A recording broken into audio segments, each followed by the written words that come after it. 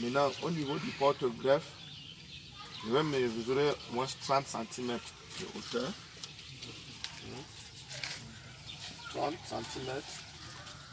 Donc, je dois déjà le greffer ici. Et pour faire le greffage en écusson,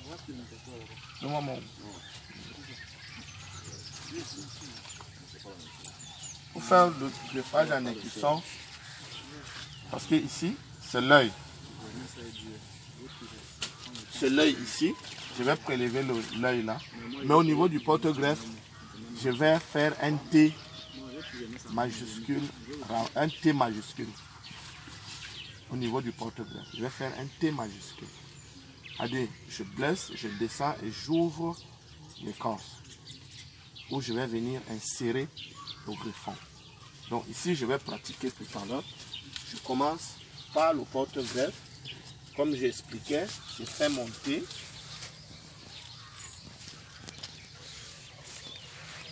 Il est prêt. Et maintenant, je prélève mon greffon. Là.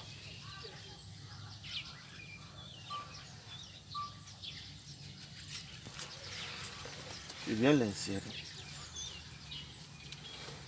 Je prends maintenant ma ligature. J'attache, je commence par en haut sans fermer l'œil. Voilà.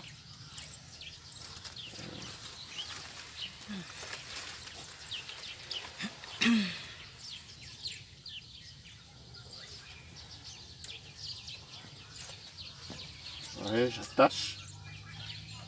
Vous voyez comment il s'étire. Sans fermer l'œil. Je descends.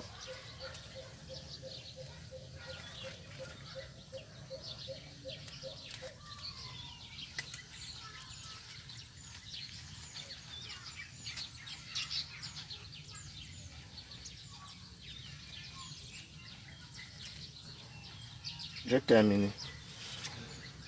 Tout le monde peut regarder. Voilà où ça va débourrer les jeunes feuilles. Il y a l'œil là, à côté du piquant. Ici, le greffage en écusson, comme j'ai placé mon greffon, 14 jours. Si le greffon est vert, c'est qu'il a pris. Et maintenant, quand j'ai à 14 jours, je viens, j'élimine cette partie. Et au moment où il va continuer à se développer, vous allez voir comme ici, vous voyez comment il est en train de se développer. Voilà le greffon, comment il se développe. Et rien ne doit pousser ici en bas, avant le point de greffe.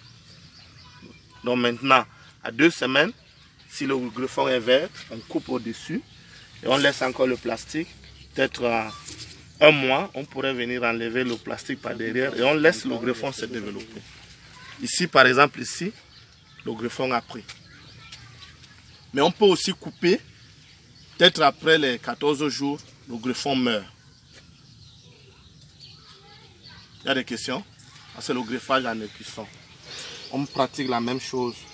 On peut greffer l'oranger là, on peut greffer citronnier, mandarinier, pamplemousse.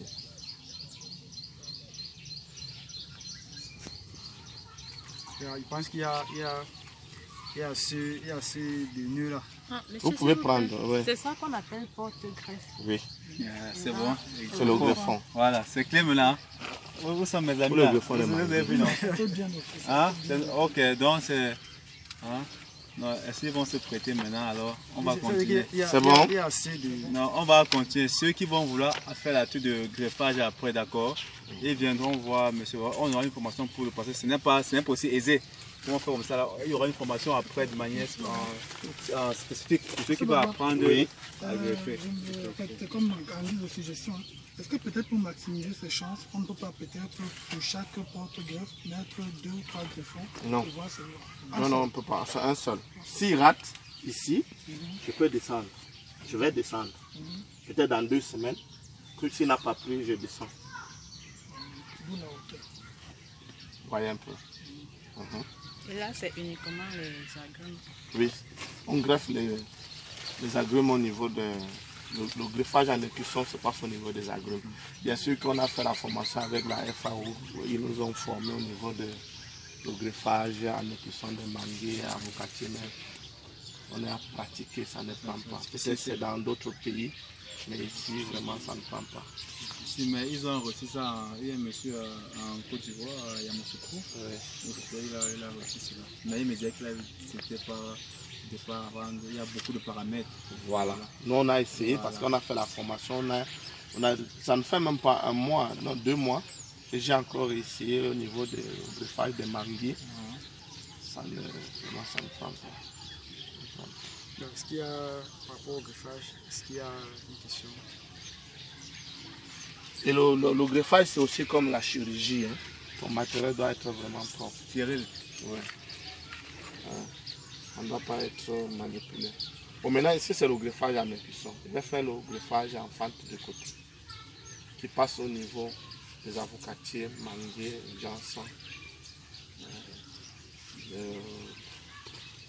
Le cacaoyer aussi, mais on a constaté avec le cacaoyer, quand on fait la fente de côté, on a fait aussi le suivi en champ. Les plants ont tendance à s'incliner en champ, mais ils prennent beaucoup en couronne. Vous voyez comme le plan-ci, voilà un plant de cacaoyer greffé en couronne. Mais moins plein. Il est debout, mais en fente de côté, ils ont tendance à tomber en champ. Donc voilà un peu au niveau du greffage. Je vais pratiquer le greffage en fente de côté au niveau du manguier. Vous avez vu aussi le greffon du manguier. Lui va débourrer au niveau du bout ici.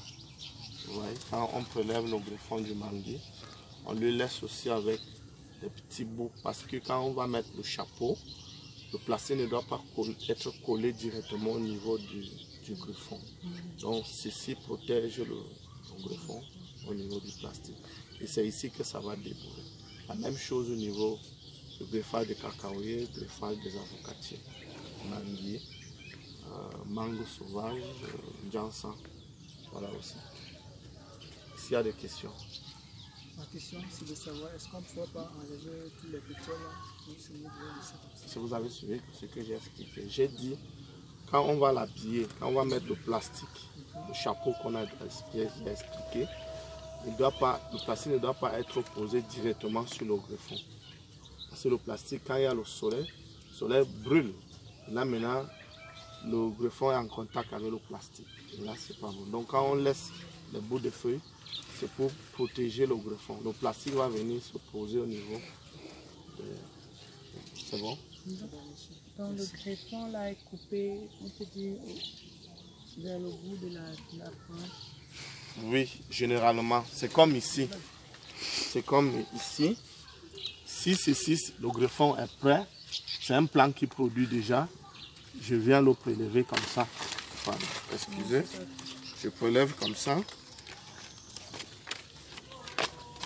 Au niveau des avocatiers, cacaoyer, manguier, voilà comment on le fait. On le taille. Oui. C'est bon. Il y a des questions? Il n'y a plus de questions, on est venu. Bon, maintenant je vais faire mon greffage en fente de côté.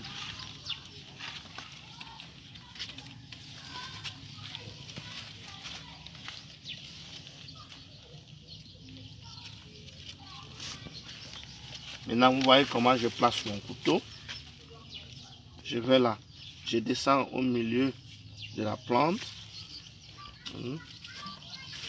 Là.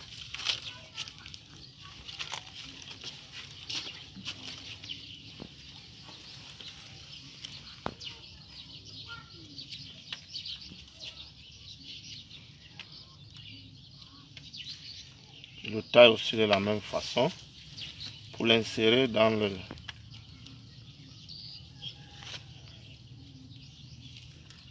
Vous avez vu?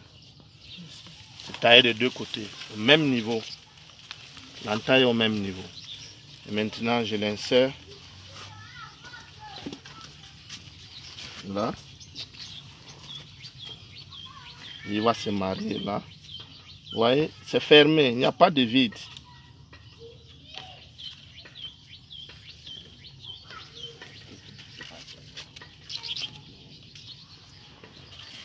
Voilà. Je l'insère à l'intérieur. Et je prends maintenant ma ligature. J'attache.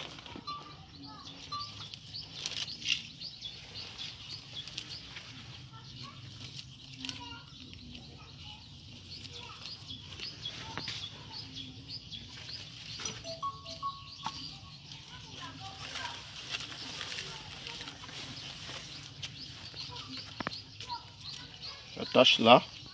Maintenant, je prends, généralement le plastique, on le divise en deux, pour l'économie aussi.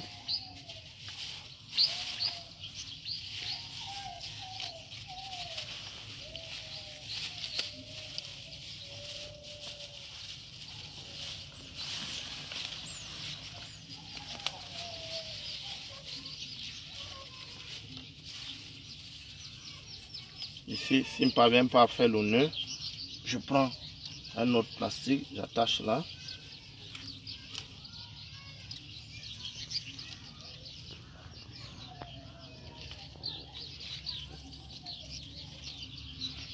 Et ici, je dois venir diminuer là. Là maintenant, au bout d'un mois, je vais voir mon greffon débourré ici, les jeunes feuilles, et je viens, je détache le plastique. Le même jour, c'est pas le même jour que je vais le tailler.